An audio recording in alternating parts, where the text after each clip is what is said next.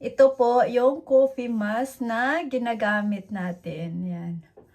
Hindi lang siya mask, kundi scrub din siya. Kung mga whiteheads ka, sobrang mga ano dito sa mukha mo or sa skin mo dito sa mukha mo, talagang mabilis mawala.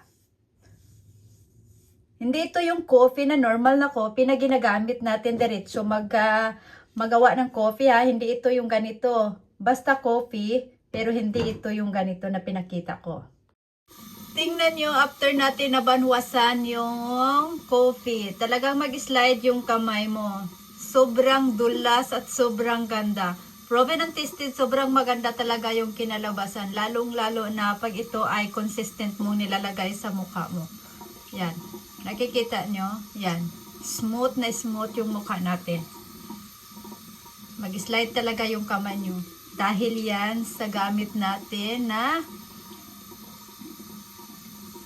coffee mask. Yan. Of course, kailangan mong sabunan after, di ba?